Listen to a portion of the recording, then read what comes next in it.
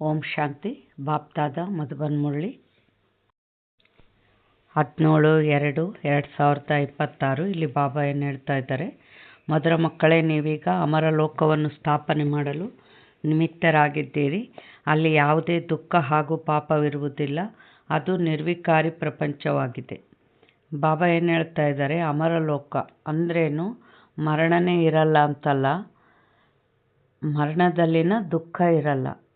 ಅಲ್ಲಿ ನಾನು ಆತ್ಮ ಅನ್ನೋ ಜ್ಞಾನ ಇರ್ತತೆ. ಆತ್ಮ ಅವಿನಾಶಿ. ಈ ಶರೀರ ಬಿಟ್ಟರೆ ಇನ್ನೊಂದು ಶರೀರ ತೊಗೊತೀವಿ ಅಂಥೇಳಿ ಅನ್ನುವ ಜ್ಞಾನ, ಅಲ್ಲಿ ಆತ್ಮ ಅವಿನಾಶಿ ಅನ್ನೋ ಜ್ಞಾನ ಇರೋದಕ್ಕೆ ಅಲ್ಲಿ ದುಃಖ ಇರಲ್ಲ. ಇಲ್ಲಿ ಯಾಕೆ ದುಃಖ? ಮೃತ್ಯು, ಅಕಾಲ ಮೃತ್ಯು, ಅವರು ಜವಾಬ್ದಾರಿಗಳು ಮುಗಿದಿರಲ್ಲ, ಅದಕ್ಕೆ ದುಃಖ ಇರ್ತತೆ. ಈಗ ಮತ್ತೆ ಬಾಬಾ ಏನು ಮಾಡ್ತಾ ಇದ್ದಾರೆ, ಅಮರ ಲೋಕನ ಸ್ಥಾಪನೆ ಮಾಡ್ತಾ ಇದ್ದಾರೆ. ಪ್ರಶ್ನೆ, ಈಶ್ವರೀಯ ಕುಟುಂಬದ ಅದ್ಭುತ ಯೋಜನೆ ಯಾವುದಾಗಿದೆ? ಉತ್ತರ, ಈಶ್ವರೀಯ ಕುಟುಂಬದ ಯೋಜನೆಯಾಗಿದೆ ಫ್ಯಾಮಿಲಿ ಪ್ಲಾನಿಂಗ್ ಮಾಡುವುದು. ಒಂದು ಸದ್ಧರ್ಮದ ಸ್ಥಾಪನೆ ಮಾಡಿ ಅನೇಕ ಧರ್ಮಗಳ ವಿನಾಶ ಮಾಡುವುದು. ಮನುಷ್ಯರು ಜನಸಂಖ್ಯಾ ನಿಯಂತ್ರಣ ಮಾಡಲು ಯೋಜನೆಗಳನ್ನು ಮಾಡುತ್ತಾರೆ. ತಂದೆ ತಿಳಿಸುತ್ತಾರೆ, ಅವರ ಯೋಜನೆಗಳು ನಡೆಯುವುದಿಲ್ಲ. ನಾನೇ ಹೊಸ ಪ್ರಪಂಚದ ಸ್ಥಾಪನೆ ಮಾಡುತ್ತೇನೆ. ಆಗ ಉಳಿದೆಲ್ಲ ಆತ್ಮರು ಮೇಲೆ ಮನೆಗೆ ಹೊರಟು ಹೋಗುವರು. ನಂತರ ಕೆಲವು ಆತ್ಮಗಳೇ ಇರುತ್ತಾರೆ.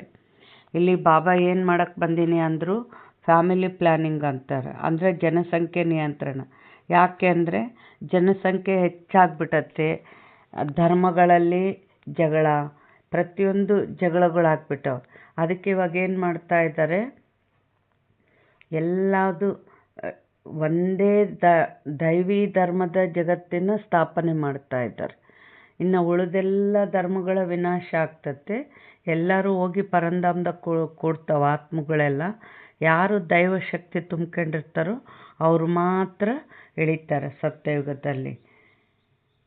ನಾನೇ ಫ್ಯಾಮಿಲಿ ಪ್ಲಾನಿಂಗ್ ಮಾಡೋದು ಅಂತ ಬಾಬಾ ಹೇಳ್ತಾ ಇದ್ದಾರೆ. ಓಂ ಶಾಂತಿ. ಇದು ಮನೆಯೂ ಆಗಿದೆ, ವಿಶ್ವವಿದ್ಯಾಲಯವೂ ಆಗಿದೆ, ಸಂಸ್ಥೆಯೂ ಆಗಿದೆ. ನೀವು ಮಕ್ಕಳಿಗೆ ತಿಳಿದಿದೆ, ಇವರು ಶಿವ ತಂದೆಯಾಗಿದ್ದಾರೆ. ಆತ್ಮಗಳು ಸಾಲಿಗ್ರಾಮಗಳಾಗಿದ್ದೀರಿ. ಯಾರಿಗೆ ಈ ಶರೀರವಿದೆ, ನನ್ನ ಆತ್ಮವೆಂದು ಶರೀರವು ಹೇಳುವುದಿಲ್ಲ, ನನ್ನ ಶರೀರವೆಂದು ಆತ್ಮವು ಹೇಳುತ್ತದೆ. ಆತ್ಮ ಅವಿನಾಶಿ, ಶರೀರ ವಿನಾಶಿಯಾಗಿದೆ. ನೀವೀಗ ಆತ್ಮವನ್ನು ತಿಳಿದುಕೊಂಡಿದ್ದೀರಿ. ನಮ್ಮ ತಂದೆಯು ಶಿವನಾಗಿದ್ದಾರೆ, ಅವರು ಪರಮಪಿತನಾಗಿದ್ದಾರೆ. ಆತ್ಮಕ್ಕೆ ಗೊತ್ತಿದೆ, ಅವರು ನಮ್ಮ ಪಾರಲೌಕಿಕ ತಂದೆಯಾಗಿದ್ದಾರೆ. ಪರಮ ಶಿಕ್ಷಕ, ಪರಮ ಸದ್ಗುರುವೂ ಆಗಿದ್ದಾರೆ. ಭಕ್ತಿ ಮಾರ್ಗದಲ್ಲಿಯೂ ಓ ಗಾಡ್ ಫಾದರ್ ಎಂದು ಕರೆಯುತ್ತಾರೆ.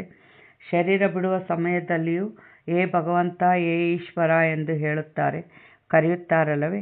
ಆದರೆ ಯಾರ ಬುದ್ಧಿಯಲ್ಲಿಯೂ ಯಥಾರ್ಥ ರೀತಿಯಿಂದ ಕುಳಿತುಕೊಳ್ಳುವುದಿಲ್ಲ. ತಂದೆಯಂತೂ ಎಲ್ಲ ಆತ್ಮರಿಗೂ ಒಬ್ಬರೇ ಆದರು. ಮತ್ತೆ ಏ ಪತಿತ ಪಾವನ ಎಂದು ಹೇಳಲಾಗುತ್ತದೆ. ಅಂದ ಮೇಲೆ ಅವರು ಗುರುವೂ ಆದರು.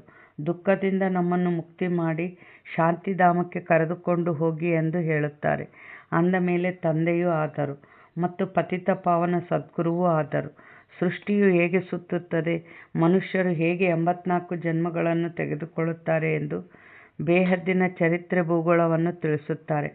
ಆದ್ದರಿಂದ ಪರಮಶಿಕ್ಷಕನೂ ಆದರು. ಅಜ್ಞಾನ ಕಾಲದಲ್ಲಿ ತಂದೆಯೇ ಬೇರೆ, ಶಿಕ್ಷಕನು ಬೇರೆ, ಗುರುವೇ ಬೇರೆ ಇರುತ್ತಾರೆ. ಅಂದರೆ ಈಗ ಲೌಕಿಕ ಕಲಿಯುಗದಲ್ಲೇನೆ ತಂದೆ ಪಾತ್ರ ಒಬ್ಬರು, ಶಿಕ್ಷಕನ ಪಾತ್ರ ಒಬ್ಬರು, ಸದ್ಗುರುವಿನ ಪಾತ್ರ ಒಬ್ಬರು ಮಾಡ್ತಾರೆ.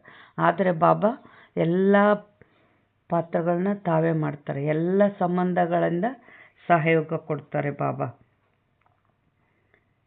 ಈಗ ಈ ಬೇಹದ್ದಿನ ತಂದೆ, ಶಿಕ್ಷಕ, ಗುರು ಒಬ್ಬರೇ ಆಗಿದ್ದಾರೆ.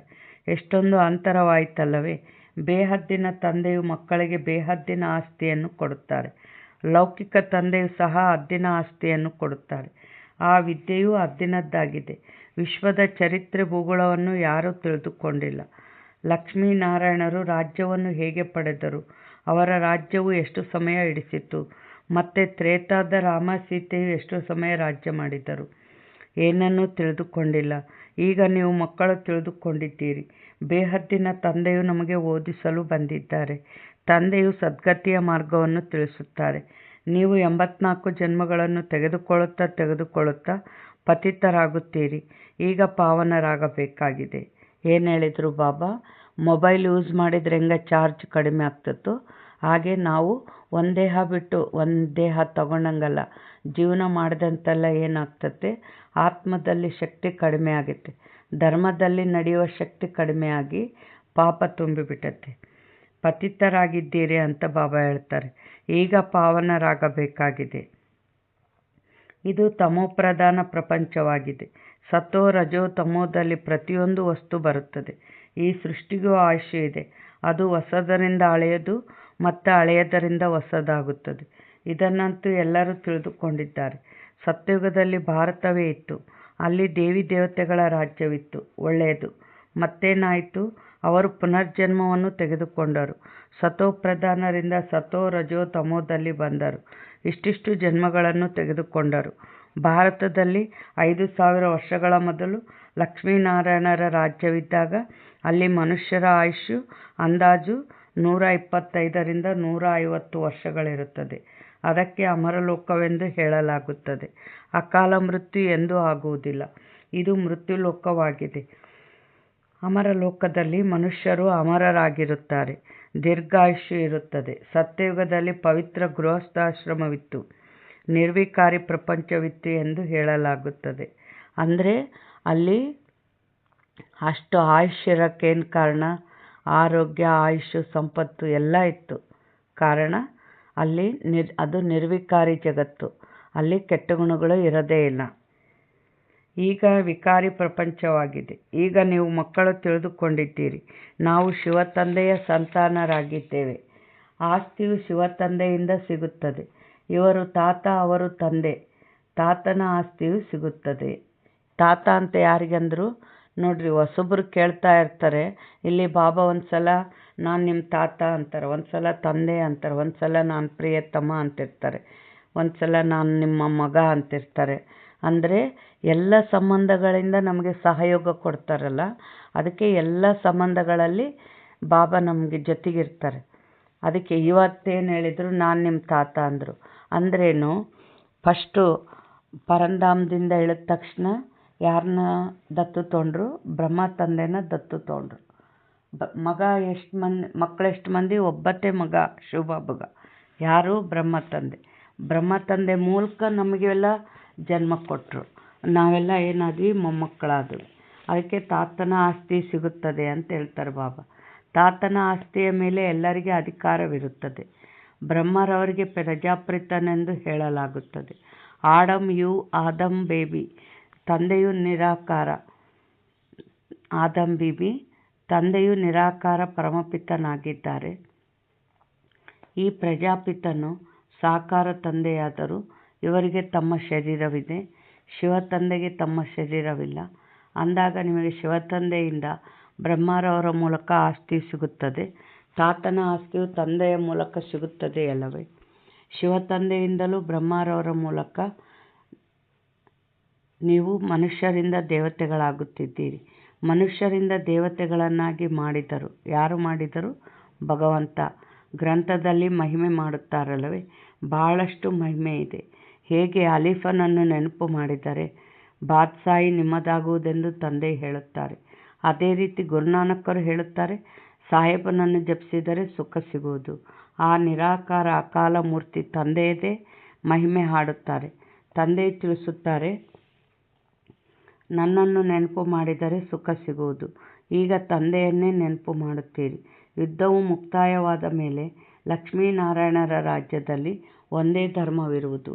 ಇವು ತಿಳಿದುಕೊಳ್ಳುವ ಮಾತುಗಳಾಗಿವೆ. ಭಗವಾನ್ ವಾಚ ಪತಿತ ಪಾವನ ಜ್ಞಾನಸಾಗರ ಎಂದು ಭಗವಂತನಿಗೆ ಹೇಳಲಾಗುತ್ತದೆ. ಅವರೇ ದುಃಖಹರ್ತ ಸುಖಕರ್ತನಾಗಿದ್ದಾರೆ. ಯಾವಾಗ ನಾವು ತಂದೆಯ ಮಕ್ಕಳಾಗುತ್ತೇವೆ ಅಂದ ಮೇಲೆ ನಾವು ಸುಖದಲ್ಲಿರಬೇಕು. ಭಾರತವಾಸಿಗಳು ಸತ್ಯಯುಗದಲ್ಲಿದ್ದಿರಿ. ಉಳಿದೆಲ್ಲ ಆತ್ಮರು ಶಾಂತಿಧಾಮದಲ್ಲಿದ್ದರು. ಈಗ ಎಲ್ಲ ಆತ್ಮರು ಮೇಲಿನಿಂದ ಇಲ್ಲಿ ಬರುತ್ತಿದ್ದಾರೆ. ಮತ್ತೆ ನಾವು ಹೋಗಿ ದೇವಿ ದೇವತೆಗಳಾಗುತ್ತೇವೆ. ಸ್ವರ್ಗದಲ್ಲಿ ಪಾತ್ರವನ್ನು ಅಭಿನಯಿಸುತ್ತೇವೆ. ಸ್ವರ್ಗ ಅಂದ್ರೇನು? ಕೆಲವರಿಗೆ ಎಲ್ಲೋ ಆಕಾಶದಲ್ಲಿ ಐತೆ ಸ್ವರ್ಗ ಅನ್ಕೊಂತಾರೆ. ಆಕಾಶದಲ್ಲಿಲ್ಲ, ಇದೇ ಭೂಮಿ ಮೇಲೆ ಅಂಥ ಜಗತ್ತನ್ನು ಸ್ಥಾಪನೆ ಮಾಡ್ತಾರೆ. 100% ದೈವಶಕ್ತಿ ತುಂಬಿದ ಜಗತ್ತು. ಮತ್ತು ಸಂಪತ್ತು, ವಜ್ರ, ವೈಡೂರ್ಯ, ಮುತ್ತು, ರತ್ನ, ಬಂಗಾರದ ಗುಡ್ಡಗಳು ಎಲ್ಲದೂ ತುಂಬುತ್ತದೆ ಸಂಪತ್ತು. ಅಂಥ ಜಗತ್ತನ್ನು ತಂದೆ ಸ್ಥಾಪನೆ ಮಾಡ್ತಾ ಇದ್ದಾರೆ. ಬಾಬಾ ಏನು ಹೇಳ್ತಾ ಇದ್ದಾರೆ, ಈ ಹಳೆಯ ಪ್ರಪಂಚವು ದುಃಖಧಾಮವಾಗಿದೆ, ಹೊಸ ಪ್ರಪಂಚವು ಸುಖಧಾಮವಾಗಿದೆ. ಸುಖಧಾಮ ಯಾಕೆ ಸುಖಧಾಮ ಆಯಿತು? ನಮ್ಮ ಆತ್ಮಗಳಲ್ಲಿ ಒಳ್ಳೆ ಗುಣ ಇರೋದ್ರಿಂದ ನಾವು ಸುಖ ಕೊಡ್ತಿರ್ತೀವಿ. ಪ್ರಕೃತಿಯಲ್ಲೂ ದೈವಶಕ್ತಿ ಇರೋದ್ರಿಂದ ಅದು ಸುಖ ಕೊಡ್ತಾ ಇರ್ತತೆ. ಪ್ರಕೃತಿ, ಪಂಚತತ್ವ, ಆತ್ಮಗಳು ಎಲ್ಲದರಲ್ಲಿ ದೈವಶಕ್ತಿ ಇರೋದ್ರಿಂದ ಎಲ್ಲವೂ ಒಬ್ರಿಗೊಬ್ಬರು ಸುಖ ಕೊಡ್ತಾ ಇರ್ತಾರೆ. ಅದಕ್ಕೆ ಅಲ್ಲಿ ಸುಖಧಾಮ. ಮನೆಯು ಹಳೆಯದಾದರೆ ಅದರಲ್ಲಿ ಇಲ್ಲಿ ಹಾವು ಇತ್ಯಾದಿಗಳು ಬರುತ್ತವೆ. ಈ ಪ್ರಪಂಚವೂ ಅದೇ ರೀತಿ ಇದೆ. ಈ ಕಲ್ಪದ ಆಯುಷ್ಯು 5000 ವರ್ಷಗಳಾಗಿವೆ. ಈಗ ಅಂತ್ಯವಾಗಿದೆ. ಗಾಂಧೀಜಿಯೂ ಸಹ ಹೊಸ ಪ್ರಪಂಚ, ಹೊಸ ದೆಹಲಿಯಾಗಲಿ, ರಾಮರಾಜ್ಯವಾಗಲಿ ಎಂದು ಬಯಸುತ್ತಿದ್ದರು. ಆದರೆ ಇದಂತೂ ತಂದೆಯದೇ ಕರ್ತವ್ಯವಾಗಿದೆ. ದೇವತೆಗಳ ರಾಜ್ಯಕ್ಕೆ ರಾಮರಾಜ್ಯವೆಂದು ಹೇಳುತ್ತಾರೆ. ಹೊಸ ಪ್ರಪಂಚದಲ್ಲಿ ಖಂಡಿತವಾಗಿ ಲಕ್ಷ್ಮೀನಾರಾಯಣರ ರಾಜ್ಯವಿರುವುದು. ಮೊದಲು ರಾಧೆಕೃಷ್ಣರಿಬ್ಬರು ಬೇರೆ ಬೇರೆ ರಾಜಧಾನಿಯವರಾಗಿರುತ್ತಾರೆ. ಮತ್ತು ಅವರ ವಿವಾಹವಾದ ಮೇಲೆ ಲಕ್ಷ್ಮೀನಾರಾಯಣರಾಗುತ್ತಾರೆ. ಅಂದಾಗ ಅವಶ್ಯವಾಗಿ ಈ ಸಮಯದಲ್ಲಿಯೇ ಅಂತಹ ಕರ್ಮವನ್ನು ಮಾಡುತ್ತಾರೆ. ತಂದೆಯು ನಿಮಗೆ ಕರ್ಮ, ಅಕರ್ಮ, ವಿಕರ್ಮದ ಗತಿಯನ್ನು ತಿಳಿಸುತ್ತಾರೆ. ರಾವಣ ರಾಜ್ಯದಲ್ಲಿ ಮನುಷ್ಯರು ಯಾವುದೇ ಕರ್ಮ ಮಾಡಿದರೂ ಆ ಕರ್ಮವು ವಿಕರ್ಮವಾಗಿ ಬಿಡುತ್ತದೆ. ಬಾಬಾ ಏನು ಹೇಳ್ತಾ ಇದ್ದಾರೆ, ಈ ಕಲಿಯುಗ ಕೆಲವ್ರು ಏನಂತಾರೆ, ಬರ್ರಿ ಭಗವಂತನ ಕೇಳೋಕ್ಕೆ ಅಂದರೆ, ಇಲ್ಲ ರೀ, ದಾನ ಪುಣ್ಯಕ್ಕಿನ್ನ ಒಳ್ಳೆ ಕೆಲಸ ಇನ್ನೊಂದಿಲ್ಲ, ನಾವು ದಾನ ಪುಣ್ಯ ಮಾಡ್ತೀವಿ ಅಂತಾರೆ. ಆದರೆ ಬಾಬಾ ಏನಂತಾರೆ, ಈ ಪಾಪದ ಜಗತ್ತಿನಲ್ಲಿ ಪಾಪದವರಿಗೆ ಏನೇ ದಾನ ಪುಣ್ಯ ಮಾಡಿದರೂ ಅದು ಪಾಪದ ಅಕೌಂಟಿಗೆ ಹೋಗ್ತತೆ ಅಂತ ಹೇಳ್ತಾರೆ ಬಾಬಾ. ನೀವು ಪಾಪದ ಜಗತ್ತಿನಲ್ಲಿ ದಾನ ಪುಣ್ಯ ಮಾಡಿ ಇನ್ನೊಂದಿಷ್ಟು ಪಾಪದ ಅಕೌಂಟ್ ಹೆಚ್ಚಾಯಿತು ಅಂತಾರೆ. ಆದರೆ ಸತ್ಯುಗದಲ್ಲಿ ಏನು ಕರ್ಮವು ಅಕರ್ಮವಾಗುತ್ತದೆ. ಗೀತೆಯಲ್ಲಿಯೂ ಇದೆ, ಆದರೆ ಹೆಸರನ್ನು ಬದಲಾಯಿಸಿದ್ದಾರೆ. ಇದು ತಪ್ಪಾಗಿದೆ. ಸತ್ಯಯುಗದಲ್ಲಿ ಕೃಷ್ಣನ ಜಯಂತಿ ಆಗುತ್ತದೆ. ಶಿವನು ನಿರಾಕಾರ ಪರಮಪಿತನಾಗಿದ್ದಾರೆ. ಕೃಷ್ಣನು ಸಾಕಾರ ಮನುಷ್ಯನಾಗಿದ್ದಾರೆ. ಮೊದಲು ಶಿವ ಜಯಂತಿಯಾಗುತ್ತದೆ, ನಂತರ ಕೃಷ್ಣ ಜಯಂತಿಯನ್ನು ಭಾರತದಲ್ಲಿಯೇ ಆಚರಿಸುತ್ತಾರೆ. ಶಿವರಾತ್ರಿ ಎಂದು ಹೇಳುತ್ತಾರೆ. ತಂದೆಯು ಬಂದು ಭಾರತಕ್ಕೆ ಸ್ವರ್ಗದ ರಾಜ್ಯವನ್ನು ಕೊಡುತ್ತಾರೆ. ಶಿವ ಜಯಂತಿಯ ನಂತರ ಕೃಷ್ಣ ಜಯಂತಿ ಆಗುವುದು. ಅದರ ಮಧ್ಯದಲ್ಲಿ ರಕ್ಷಾಬಂಧನವಾಗುತ್ತದೆ, ಏಕೆಂದರೆ ಪವಿತ್ರತೆಯೂ ಬೇಕಾಗಿದೆ. ಹಳೆಯ ಪ್ರಪಂಚದ ವಿನಾಶವೂ ಆಗಬೇಕು. ನಂತರ ಯುದ್ಧವಾದಾಗ ಎಲ್ಲರೂ ಸಮಾಪ್ತಿಯಾಗುತ್ತಾರೆ. ನೀವು ಹೋಗಿ ಹೊಸ ಪ್ರಪಂಚದಲ್ಲಿ ರಾಜ್ಯ ಮಾಡುತ್ತೀರಿ. ನೀವು ಈ ಹಳೆಯ ಪ್ರಪಂಚ ಮೃತ್ಯುಲೋಕಕ್ಕಾಗಿ ಓದುವುದಿಲ್ಲ. ನಿಮ್ಮ ವಿದ್ಯೆಯು ಹೊಸ ಪ್ರಪಂಚ ಅಮರಲೋಕಕ್ಕಾಗಿ ಇದೆ. ಇಂಥ ಯಾವುದೇ ಕಾಲೇಜು ಇರುವುದಿಲ್ಲ. ಈಗ ತಂದೆಯು ತಿಳಿಸುತ್ತಾರೆ, ಮೃತ್ಯುಲೋಕದ ಅಂತ್ಯವಾಗಿದೆ. ಆದ್ದರಿಂದ ಬೇಗನೆ ಓದಿ ಬುದ್ಧಿವಂತರಾಗಬೇಕಾಗಿದೆ. ಏನು ಹೇಳಿದರು ಬಾಬಾ? ಬೇಗನೆ ಓದಿ ಬುದ್ಧಿವಂತರಾಗಬೇಕು. ಅಂದರೆ ಯಾಕೆ ಅಂದರೆ, ಈಗ ಎಕ್ಸಾಮ್ ಇರ್ತದೆ, 1:30 ಗಂಟೆಗೆ ಸ್ಟಾಪ್ ಮಾಡ್ತಾರೆ. ಇನ್ನು ಬರ್ದಿಲ್ಲ ಅಂದ್ರೆ ಹೋಗಿ ಮನೆಗೆ ಹೋಗಿ ಬರ್ಕೊಂಬಂದು ಕೊಡ್ರಿ ಅಂತಾರೆ. ಅಲ್ಲಿಗೆ ಸ್ಟಾಪ್ ಆಗ್ತತ್ತಲ್ಲ.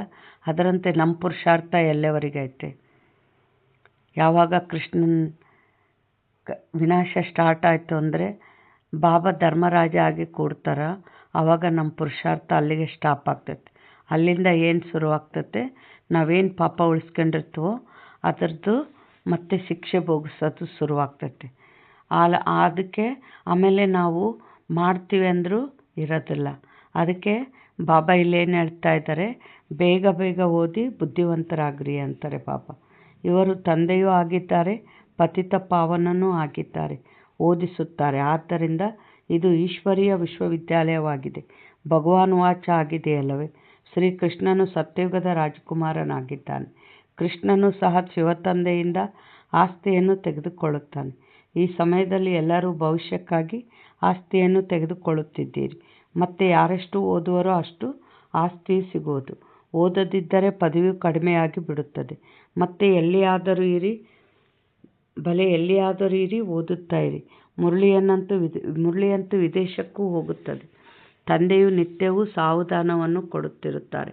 ಮಕ್ಕಳೇ, ತಂದೆಯನ್ನು ನೆನಪು ಮಾಡಿ, ಇದರಿಂದ ನಿಮ್ಮ ವಿಕರ್ಮಗಳು ವಿನಾಶವಾಗುತ್ತವೆ. ಬಾಬಾ ಏನು ಹೇಳ್ತಾ ಇದ್ದಾರೆ, ಎಲ್ಲಾದರೂ ಇರಿ. ಮುರಳಿ ಅಂತೂ ಸಿಕ್ತತ್ತಲ್ಲ, ಮುರಳಿನೂ ಓದೋದು ಮತ್ತು ಅಮೃತ ವೇಳೆ ನಾವು ಬಾಬಾ ನೆನ್ಪು ಮಾಡಿವಂದರೆ ಬಾಬಾ ನಮ್ಮ ಹತ್ರ ಬರ್ತಾರೆ, ಶಕ್ತಿ ತುಂಬ್ತಾರೆ, ವರದಾನ ಕೊಡ್ತಾರೆ. ಹೌದಾ?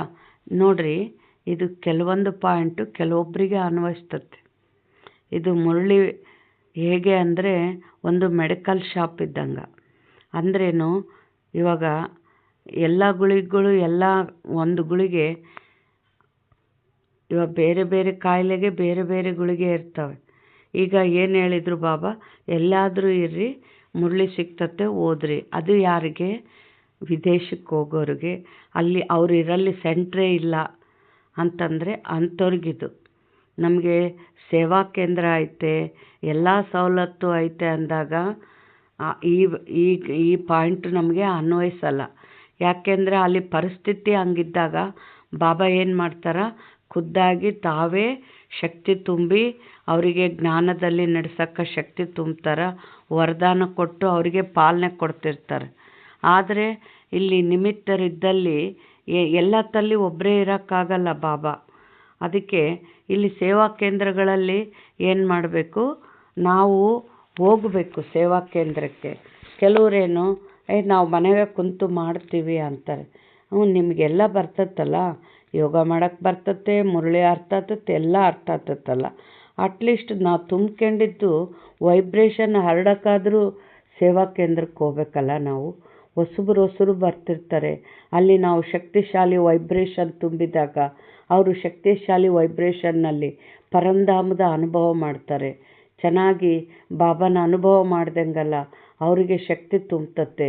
ನಾವು ಒಂದು ಶಾಂತಿಯ ಅನುಭವ, ಖುಷಿಯ ಅನುಭವ ಮಾಡಿದಾಗ ಹೊಸ ಹೊಸ ಆತ್ಮಗಳು ಬರ್ತಾ ಹೋಗ್ತವೆ. ಅದನ್ನು ಸೇವೆ ಅಲ್ಲ. ಪ್ರತಿಯೊಂದರಲ್ಲಿ ಸೇವೆ ಆಯ್ತಲ್ಲ. ಈ ಥರ ಇದು ಬಾಬಾ ಹೇಳ್ಯಾರಲ್ಲ, ಎಲ್ಲಾದರೂ ಕುತ್ಕೊಳ್ರಿ, ಮುರಳಿ ಸಿಗ್ತತೆ ಅಂತೇಳಿ ಏನು ಮಾಡ್ತಾರೆ, ಎಷ್ಟೋ ಮಂದಿ ಸೇವಾ ಕೇಂದ್ರಕ್ಕೆ ಬರಲ್ಲ. ಇದಕ್ಕೆ ಮನ್ಮತ ಅಂತ ಹೇಳ್ತಾರೆ. ಅದಕ್ಕೆ ಬಾಬನ ಶ್ರೀಮತ ಏನಾಯಿತು, ಆ ಶ್ರೀಮತದಂತೆ ನಡೆದಾಗ ಶ್ರೇಷ್ಠ ಪದವಿ ಸಿಗ್ತತೆ. ಇದು ಇಂಪಾರ್ಟೆಂಟು. ಬರೀ ಕೋರ್ಸ್ ಕೇಳಿದರೂ ತ್ರೇತಾಯುಗದಾಗ ಬರ್ತೀವಿ. ಆದರೆ ಒಂದು ರಾಜ ರಾಣಿ, ರಾಜ ತಿಲಕ, ರಾಜ ಪರಿವಾರದಲ್ಲಿ ಬರಬೇಕು ಅಂದರೆ ಏನಿರ್ತತೆ, ಒಂದು ಬಾಬನ ಶ್ರೀಮತ ಏನಾಯಿತು ಅದರಂತೆ ನಡಿಬೇಕು ನಾವು. ಬಾಬಾ ಏನು ಹೇಳ್ತಾ ಇದ್ದಾರೆ, ತಂದೆಯು ನಿತ್ಯವೂ ಸಾವಧಾನವನ್ನು ಕೊಡುತ್ತಿರುತ್ತಾರೆ. ಮಕ್ಕಳೇ, ತಂದೆಯನ್ನು ನೆನಪು ಮಾಡಿ, ಇದರಿಂದ ನಿಮ್ಮ ವಿಕರ್ಮಗಳು ವಿನಾಶವಾಗುತ್ತವೆ. ಆತ್ಮದಲ್ಲಿ ಯಾವ ತುಕ್ಕು ಹಿಡಿದಿದೆಯೋ ಅದು ಬಿಟ್ಟು ಹೋಗುವುದು. ಆತ್ಮವು 100% ಪವಿತ್ರವಾಗಬೇಕಾಗಿದೆ. ಈಗಂತೂ ಅಪವಿತ್ರವಾಗಿದೆ. ಭಕ್ತಿಯನ್ನಂತೂ ಮನುಷ್ಯರು ಬಹಳ ಮಾಡುತ್ತಾರೆ. ತೀರ್ಥಯಾತ್ರೆಗಳಿಗೆ, ಮೇಳಗಳಿಗೆ ಲಕ್ಷಾಂತರ ಮನುಷ್ಯರು ಹೋಗುತ್ತಾರೆ. ಇದಂತೂ ಜನ್ಮ ಜನ್ಮಾಂತರದಿಂದ ನಡೆದು ಬರುತ್ತಿದೆ. ಎಷ್ಟೊಂದು ಮಂದಿರಗಳನ್ನು ಕಟ್ಟಿಸುತ್ತಾರೆ, ಪರಿಶ್ರಮ ಪಡುತ್ತಾರೆ. ಆದರೂ ಸಹ ಏಣಿಯನ್ನು ಕೆಳಗಿಳಿಯುತ್ತಾ ಬರುತ್ತಾರೆ. ನೀವೀಗ ತಿಳಿದುಕೊಂಡಿದ್ದೀರಿ, ನಾವು ಏರುವ ಕಲೆಯಿಂದ ಸುಖಧಾಮದಲ್ಲಿ ಹೋಗುತ್ತೇವೆ. ಮತ್ತೆ ನಾವು ಇಳಿಯಬೇಕಾಗಿದೆ. ಕಲೆಗಳು ಕಡಿಮೆಯಾಗುತ್ತಾ ಹೋಗುತ್ತವೆ. ಹೊಸ ಮನೆಯನ್ನು ಕಟ್ಟಿ 10 ವರ್ಷಗಳ ನಂತರ ಅದರ ಸೌಂದರ್ಯವು ಖಂಡಿತ ಕಡಿಮೆಯಾಗಿ ಬಿಡುವುದು. ನೀವು ಹೊಸ ಪ್ರಪಂಚ ಸತ್ಯಯುಗದಲ್ಲಿದ್ದೀರಿ. ಬಾಬಾ ಏನು ಇದ್ದಾರೆ, ಸತ್ಯವಾದ ಸ್ವರ್ಗ ಅಂದರೆ ಸತ್ಯಯುಗ ಅಂತಾರೆ. ತ್ರೇತಾಯುಗದಲ್ಲಿ ಸತ್ಯಯುಗದಷ್ಟು ಸುಖ ಬರಲ್ಲ. ಅದಕ್ಕೆ ಸತ್ಯಯುಗದಲ್ಲಿ ಆದಿಯಲ್ಲಿ ಬರುವಂಥ ಪುರುಷಾರ್ಥ ಮಾಡಿರಿ ಅಂತ ಬಾಬಾ ಹೇಳ್ತಾ ಇದ್ದಾರೆ. 1250 ವರ್ಷಗಳ ನಂತರ ರಾಮರಾಜ್ಯವು ಆರಂಭವಾಯಿತು. ಈಗಂತೂ ಸಂಪೂರ್ಣ ತಮೋಪ್ರಧಾನರಾಗಿದ್ದೀರಿ. ಎಷ್ಟೊಂದು ಜನಸಂಖ್ಯೆ ಆಗಿಬಿಟ್ಟಿದೆ. ಪ್ರಪಂಚವೂ ಹಳೆಯದಾಗಿದೆ. ಅವರಂತೂ ಫ್ಯಾಮಿಲಿ ಪ್ಲ್ಯಾನಿಂಗ್ನ ಯೋಜನೆ ಮಾಡುತ್ತಿರುತ್ತಾರೆ. ಎಷ್ಟೊಂದು ತಬ್ಬಿಬ್ಬಾಗುತ್ತಾರೆ. ಯಾಕೆ ಫ್ಯಾಮಿಲಿ ಪ್ಲ್ಯಾನಿಂಗ್ ಮಾಡ್ತಾಯಿದ್ದಾರೆ? ಜನಸಂಖ್ಯೆ ಹೆಚ್ಚಾಗಿ ಪ್ರತಿಯೊಂದು ಸಮಸ್ಯೆ, ಆಹಾರದ ಸಮಸ್ಯೆ, ವಸತಿ ಸಮಸ್ಯೆ, ಜಗಳ, ಕಲಹ, ಜನಸಂಖ್ಯೆ ಜಾಸ್ತಿ ಆಗಿರೋದ್ರಿಂದ ಎಷ್ಟೆಲ್ಲ ತೊಂದರೆಗಳಾಗ್ತಾ ಇದ್ದಾವೆ. ಅದಕ್ಕೆ ಸರ್ಕಾರದವರು ಫ್ಯಾಮಿಲಿ ಪ್ಲ್ಯಾನಿಂಗ್ ಮಾಡ್ತಾಯಿದ್ದಾರೆ. ಆದರೆ ಬಾಬನ ಫ್ಯಾಮಿಲಿ ಪ್ಲ್ಯಾನಿಂಗ್ಗೆ ಅದೇ ಸತ್ಯವಾದದ್ದು ಜನ ನಿಯಂತ್ರಣ ಅಂತ ಹೇಳ್ತಾರೆ ಬಾಬಾ. ಈಗ ಎಷ್ಟೊಂದು ಸರ್ಕಾರದವರಂತೂ ಫ್ಯಾಮಿಲಿ ಪ್ಲಾನಿಂಗ್ ಯೋಜನೆ ಮಾಡುತ್ತಿರುತ್ತಾರೆ, ಎಷ್ಟೆಂದು ತಬ್ಬಿಬ್ಬಾಗುತ್ತಿರುತ್ತಾರೆ. ನಾವು ಬರೆಯುತ್ತೇವೆ, ಇದು ಪರಮಾತ್ಮನ ಕರ್ತವ್ಯವೇ ಆಗಿದೆ. ಸತ್ಯಯುಗದಲ್ಲಿ ಕೇವಲ 9-10 ಲಕ್ಷ ಮಂದಿಯೇ ಇರುತ್ತಾರೆ. ಉಳಿದವರೆಲ್ಲರೂ ತಮ್ಮ ಮಧುರ ಮನೆಗೆ ಹೊರಟು ಹೋಗುತ್ತಾರೆ. ಇದು ಈಶ್ವರನ ಫ್ಯಾಮಿಲಿ ಪ್ಲಾನಿಂಗ್ ಆಗಿದೆ. ಒಂದು ಧರ್ಮದ ಸ್ಥಾಪನೆ, ಉಳಿದೆಲ್ಲ ಧರ್ಮಗಳ ವಿನಾಶ. ತಂದೆಯು ತಮ್ಮ ಈ ಕರ್ತವ್ಯವನ್ನು ಮಾಡುತ್ತಿದ್ದಾರೆ. ಆ ಮನುಷ್ಯರು ಹೇಳುತ್ತಾರೆ, ಭಲೆ ವಿಕಾರದಲ್ಲಿ ಹೋಗಿ, ಆದರೆ ಮಕ್ಕಳಾಗಬಾರದು. ಹೀಗೆ ಮಾಡುತ್ತಾ ಮಾಡುತ್ತಾ ಏನೂ ಆಗುವುದಿಲ್ಲ. ಈ ಯೋಜನೆಯು ಬೇಹದ್ದಿನ ತಂದೆಯ ಕೈಯಲ್ಲಿದೆ. ತಂದೆಯು ತಿಳಿಸುತ್ತಾರೆ, ನಾನೇ ದುಃಖಧಾಮದಿಂದ ಸುಖಧಾಮವನ್ನಾಗಿ ಮಾಡಲು ಬಂದಿದ್ದೇನೆ. ಪ್ರತಿ 5,000 ವರ್ಷಗಳ ನಂತರ ನಾನು ಬರುತ್ತೇನೆ, ಕಲಿಯುಗದ ಅಂತ್ಯ ಮತ್ತು ಸತ್ಯುಗದ ಆದಿಯಲ್ಲಿ. ಈಗ ಇದು ಸಂಗಮವಾಗಿದೆ. ಈಗ ಪತಿತ ಪ್ರಪಂಚದಿಂದ ಪಾವನವಾಗುತ್ತದೆ. ಹಳೆಯ ಪ್ರಪಂಚದ ವಿನಾಶ ಮತ್ತು ಹೊಸ ಪ್ರಪಂಚದ ಸ್ಥಾಪನೆ. ಇದು ತಂದೆಯದೇ ಕರ್ತವ್ಯವಾಗಿದೆ. ಸತ್ಯುಗದಲ್ಲಿ ಒಂದೇ ಧರ್ಮವಿತ್ತು. ಈ ಲಕ್ಷ್ಮೀನಾರಾಯಣರು ವಿಶ್ವದ ಮಾಲೀಕರು, ಮಹಾರಾಜ ಮಹಾರಾಣಿಯಾಗಿದ್ದರು. ಇದನ್ನು ನೀವು ತಿಳಿದುಕೊಂಡಿದ್ದೀರಿ. ಈ ಮಾಲೆಯು ಯಾರಿಂದ ಮಾಡಲ್ಪಟ್ಟಿದೆ? ಮಾಲೆಯಲ್ಲಿ ಹೂವು ಶಿವತಂದೆಯಾಗಿದ್ದಾರೆ. ನಂತರ ಜೋಡಿ ಮಣಿಗಳು ಬ್ರಹ್ಮ ಸರಸ್ವತಿಯಾಗಿದ್ದಾರೆ. ಅವರದೇ ಈ ಮಾಲೆಯಾಗಿದೆ. ಅವರು ವಿಶ್ವವನ್ನು ನರಕದಿಂದ ಸ್ವರ್ಗ, ಪತಿತರಿಂದ ಪಾವನ ಮಾಡುತ್ತಾರೆ. ಯಾರು ಸರ್ವಿಸ್ ಮಾಡಿ ಹೋಗುತ್ತಾರೆಯೋ ಅವರದೇ ನೆನಪಿರುತ್ತದೆ. ಆದ್ದರಿಂದ ತಂದೆಯು ತಿಳಿಸುತ್ತಾರೆ, ಇವರು ಸತ್ಯಯುಗದಲ್ಲಿ ಪವಿತ್ರರಾಗಿದ್ದಾರಲ್ಲವೇ? ಪ್ರವೃತ್ತಿ ಮಾರ್ಗವು ಪವಿತ್ರವಾಗಿತ್ತು. ಈಗಂತೂ ಪತಿತರಾಗಿದ್ದಾರೆ. ಪತಿತ ಪಾವನ ಬನ್ನಿ, ಬಂದು ನಮ್ಮನ್ನು ಪಾವನ ಮಾಡಿ ಎಂದು ಕರೆಯುತ್ತಾರೆ. ಸತ್ಯಯುಗದಲ್ಲಿ ಈ ರೀತಿ ಕರೆಯುವುದಿಲ್ಲ. ಸುಖದಲ್ಲಿ ಯಾರೂ ತಂದೆಯ ಸ್ಮರಣೆ ಮಾಡುವುದಿಲ್ಲ. ದುಃಖದಲ್ಲಿ ಎಲ್ಲರೂ ಸ್ಮರಣೆ ಮಾಡುತ್ತಾರೆ. ತಂದೆಯು ಮುಕ್ತಿದಾತ, ದಯಾಹೃದಯಿ, ಆನಂದ ಸಾಗರನಾಗಿದ್ದಾರೆ. ಬಂದು ಎಲ್ಲರಿಗೂ ಮುಕ್ತಿ, ಜೀವನ್ಮುಕ್ತಿಯನ್ನು ಕೊಡುತ್ತಾರೆ. ಬಂದು ನಮ್ಮನ್ನು ಮಧುರ ಮನೆಗೆ ಕರೆದುಕೊಂಡು ಹೋಗಿ ಎಂದು ಅವರನ್ನೇ ಕರೆಯುತ್ತಾರೆ. ಈಗ ಸುಖವಿಲ್ಲ. ಇದು ಪ್ರಜೆಗಳ ಮೇಲೆ ಪ್ರಜೆಗಳ ರಾಜ್ಯವಾಗಿದೆ.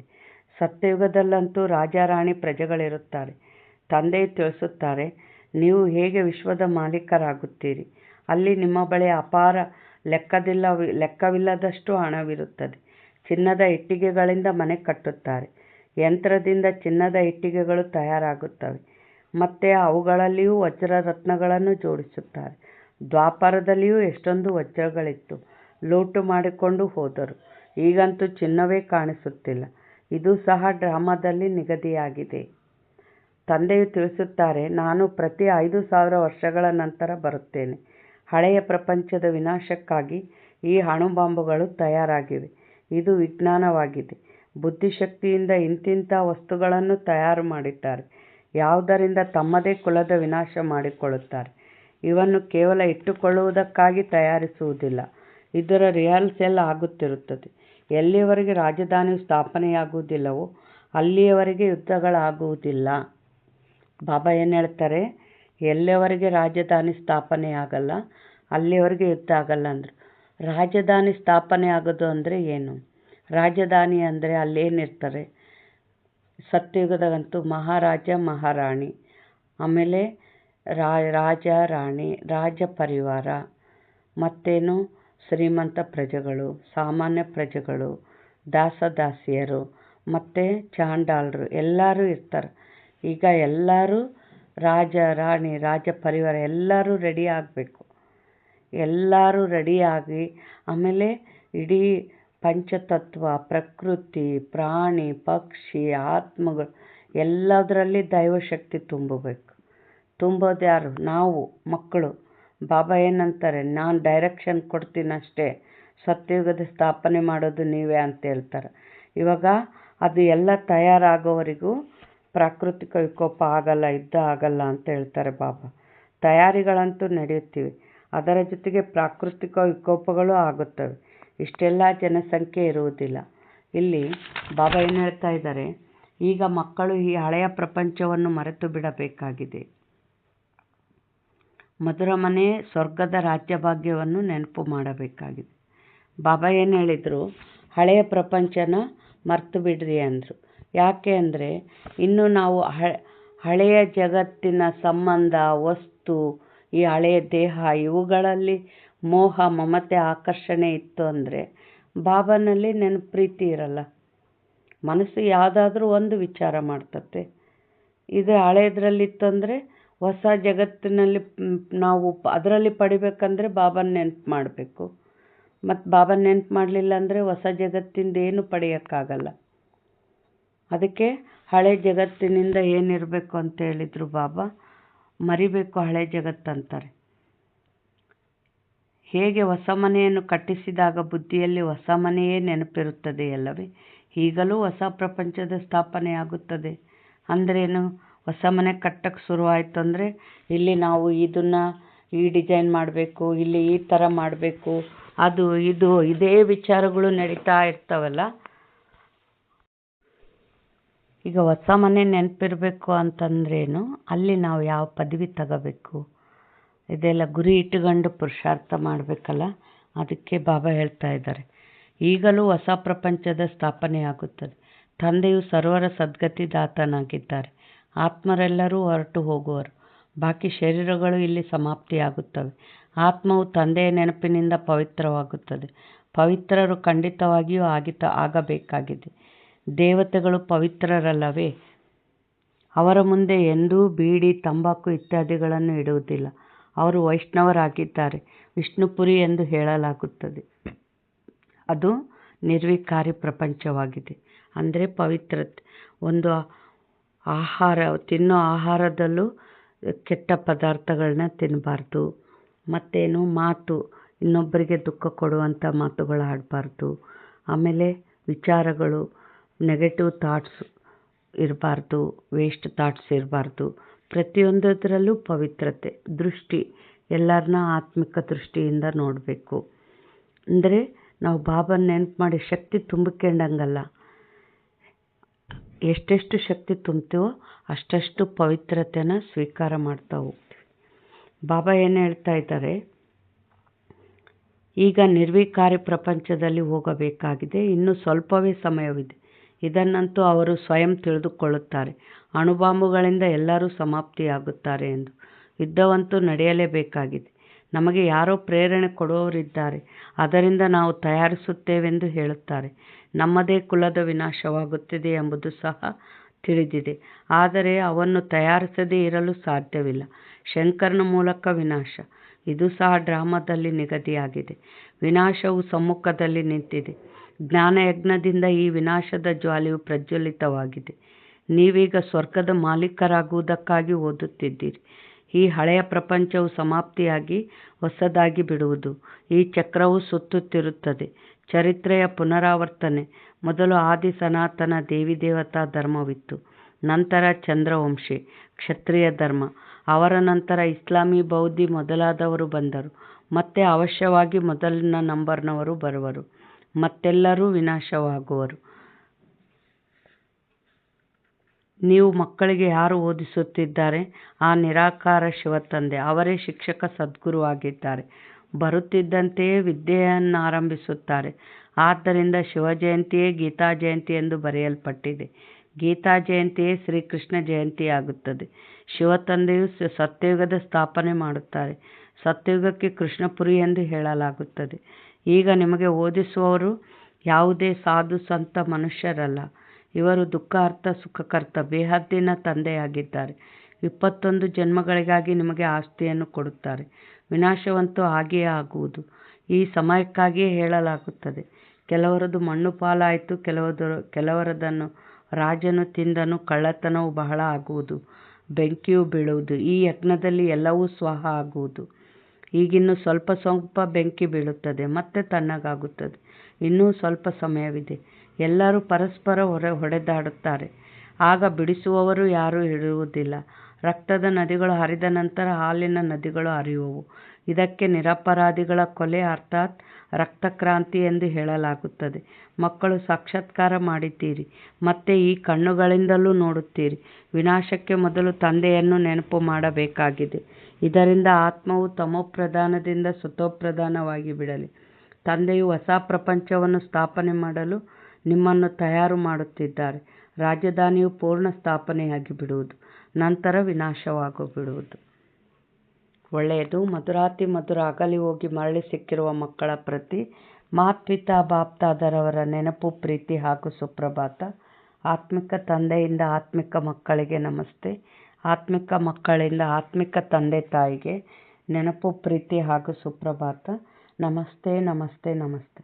ನೋಡ್ರಿ, ಬಾಬಾ ಏನು ಹೇಳ್ತಾ ಇದ್ದಾರೆ, ನಿಮ್ಮ ಕೂಡ ಸ್ಥಾಪನೆ ಮಾಡಿಸ್ತೀನಿ ಅಂದರು ಬಾಬಾ. ಅಂದರೆ ವೃದ್ಧ ಮಾತೆಯರು ಏನು ಮಾಡಬೇಕು, ಅವರಿಗೆ ಕೆಲಸ ಇರಲ್ಲ, ಮಾಡೋಕ್ಕೆ ಏನೂ ಆಗಲ್ಲಲ್ಲ, ಕುಂತಲ್ಲೇ ಬಾಬಾ ನೆನಪು ಮಾಡ್ತಾ ಇದ್ದರೆ ಆ ದೈವಶಕ್ತಿ ಪ್ರಕೃತಿಗೆ, ಪಂಚತತ್ವಗಳಿಗೆ ಹರಡ್ತಾ ಇರ್ತತೆ. ಅದಕ್ಕೆ ವೃದ್ಧ ಮಾತೆಯರು ಚೆನ್ನಾಗಿ ಏಕರಸದಿಂದ ಬಾಬಾ ನೆನಪು ಮಾಡ್ತಾ ಇರಬೇಕು, ಅಲ್ಲಿ ಇಲ್ಲಿ ಬುದ್ಧಿ ಹಿಡ್ದಂಗೆ.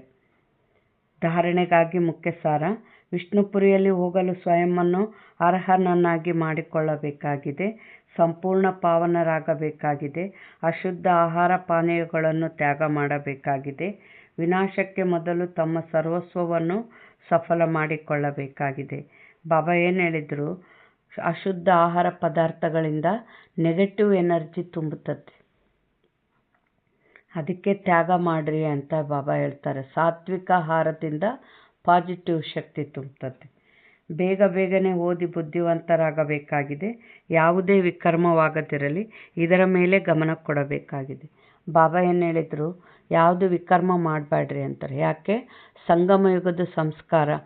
ಈಗ ನಾವು ದೈವಶಕ್ತಿ ತುಂಬ್ಕೊಂಡ್ರೆ 84 ಜನ್ಮ ಅದು ನಮಗೆ ಸುಖ ಕೊಡ್ತತ್ತಂದರೆ, ಮತ್ತು ವಿಕರ್ಮ ಮಾಡಿದ್ರೆ ಆ ಅಸುರಿ ಸಂಸ್ಕಾರದಿಂದನೂ ಮತ್ತೆ ನಾವು ದುಃಖ ಅನುಭವಿಸ್ಬೇಕಾಗ್ತತ್ತಲ್ಲ. ಹೆಜ್ಜೆ ಇಟ್ಟಲ್ಲಿ ಪದ್ಮ ಅಂದರೆ ಹೆಜ್ಜೆ ಇಟ್ಟಲ್ಲಿ ನಷ್ಟ ಇರ್ತತ್ತಲ್ಲ. ಅದಕ್ಕೆ ವಿಕರ್ಮ ಮಾಡಬೇಡ್ರಿ ಅಂತ ಬಾಬಾ ಹೇಳ್ತಾ ಇದ್ದಾರೆ. ವರದಾನ: ಪ್ರಾರ್ಥಿಸುವುದನ್ನು ನೆನಪಿನಲ್ಲಿ ಪರಿವರ್ತನೆ ಮಾಡುವಂಥ ಸ್ವತಃ ಹಾಗೂ ನಿರಂತರ ಯೋಗಿ ಭವ. ಬಾಬಾ ಇಲ್ಲಿ ಏನು ಹೇಳಿದರು, ಪ್ರಾರ್ಥಿಸುವುದನ್ನು ನೆನಪಿನಲ್ಲಿ ಪರಿವರ್ತನೆ ಅಂದರೆ, ಬಾಬಾ ಇದಾಗ್ಬೇಕು, ಬಾಬಾ ನನಗೆ ಅದು ಕೊಡು, ನನಗಿದು ಕೊಡು, ಈ ಥರ ಬೇಡ.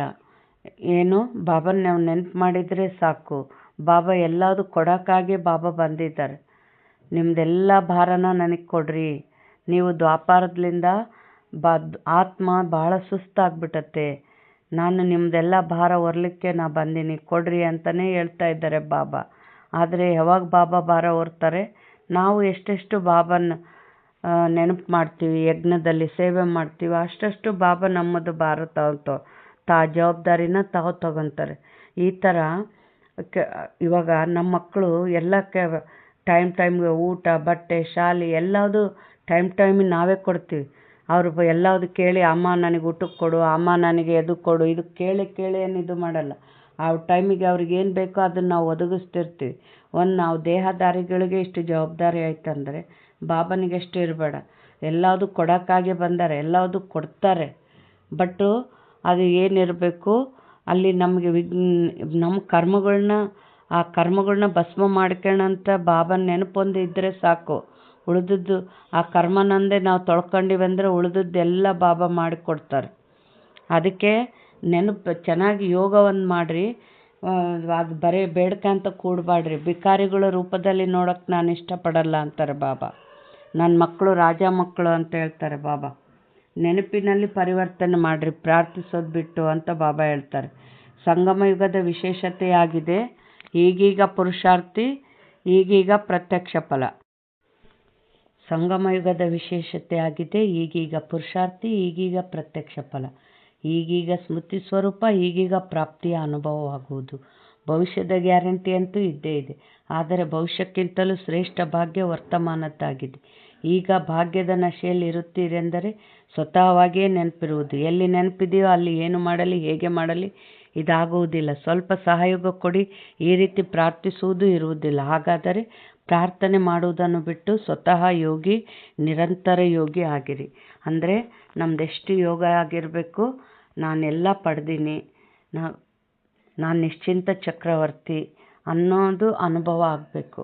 ಆಗ ಏನಾಗ್ತತೆ, ಅಲ್ಲಿ ಪ್ರಾರ್ಥನೆ ಬೇಡೋದು ನಿಂತಿರ್ತತೆ. ಎಲ್ಲ ಪಡೆದೀವಿ ಅಂದಮೇಲೆ ಬೇಡಕ್ಕೆ ಇನ್ಯಾಕೆ ಹೋಗ್ತೀವಿ? ಈ ಥರದ್ದು ಪುರುಷಾರ್ಥ, ಪ್ರಾರಬ್ಧ ಸ್ವರೂಪ ಇರಬೇಕು, ಪ್ರಾಪ್ತಿಯ ಅನುಭವ ಆಗಬೇಕು ಅಂತಾರೆ ಬಾಬಾ. ಸ್ಲೋಗನ್: ಯಾರು ತಮ್ಮನ್ನು ಅತಿಥಿ ಎಂದು ತಿಳಿದು ನಡೆಯುವರೋ ಅವರೇ ಮಹಾನ್ ಸ್ಥಿತಿಯ ಅನುಭವ ಮಾಡುವರು. ಅವ್ಯಕ್ತ ಸೂಚನೆ: ಸಂಘಟನೆಯ ಬಲ, ಸ್ನೇಹದ ಬಲ, ಒಬ್ಬರಿನ್ನೊಬ್ಬರಿಗೆ ಸಹಯೋಗ ಕೊಡುವುದರ ಬಲ ಮತ್ತು ಸಹನಶೀಲತೆಯ ಬಲ ಜಮಾ ಮಾಡಿಕೊಳ್ಳಿರಿ. ಆಗ ಮಾಯೆ ಎಂದೂ ವಾರ್ ಮಾಡಲು ಸಾಧ್ಯವಿಲ್ಲ. ನಂತರ ಜಯಕಾರ ಘೋಷಣೆಯಾಗುವುದು. ಯಾವಾಗ ಇಷ್ಟೆಲ್ಲ ಅನೇಕತೆ ಇದ್ದರೂ ಒಂದಾಗಿ ಕಾಣಿಸುವುದು, ಒಬ್ಬರ ಲಗನ್ನಿನಲ್ಲಿ ಮಗ್ನ ಏಕರಸದಲ್ಲಿ ಸ್ಥಿತರಾಗುವಿರೋ ಆಗ ಪ್ರತ್ಯಕ್ಷತೆಯ ಲಕ್ಷಣ ಕಾಣಿಸುವುದು. ನಿಮ್ಮೆಲ್ಲರ ಪ್ರತಿಜ್ಞೆಯೇ ಪ್ರತ್ಯಕ್ಷತೆಯನ್ನು ಸಮೀಪ ತರುವುದು.